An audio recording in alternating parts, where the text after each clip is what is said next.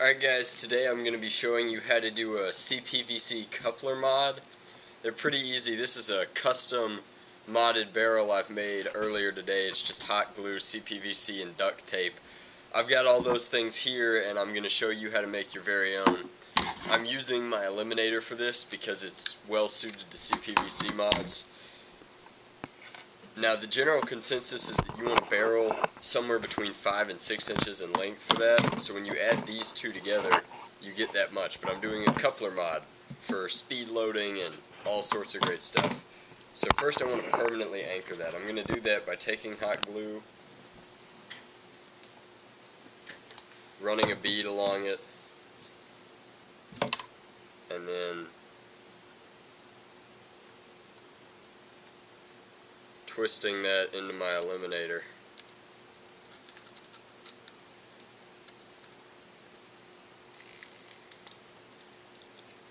And pushing it all the way in. Now that I've done that, I'm going to come back with my finger and wipe off this excess hot glue because I really don't need it getting in the way of my coupler, much less seating the coupler permanently on. And I pre-measured this because I knew how far it would stick in, so that when I place my coupler on it, I wind up with an almost seamless fit. Now the advantage to this is once you've done this and you take your Speedloader and you put it on, I can fire once and then quickly change the barrel to fire again. It's really fast, and when you're playing Nerf games like I do, you want that kind of rate of fire.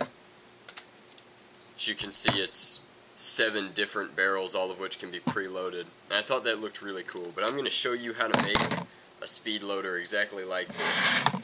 To start off with, you're going to need a coupler that's attached to your blaster that you're going to anchor everything onto.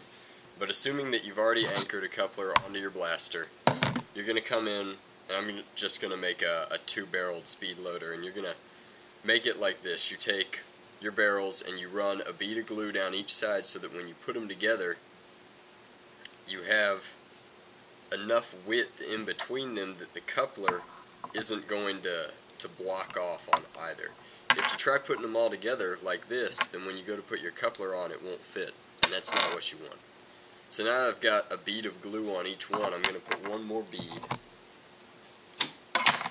down this one,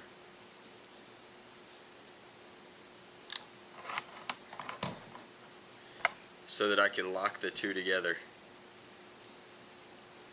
The other really important thing when you're doing this is you want to make sure that you don't worry about these angles of your cut on your CPVC. The pipe itself is straight, so your shots are going to be straight. What you want to make sure that you're doing is getting them lined up in parallel so that they're easy to switch.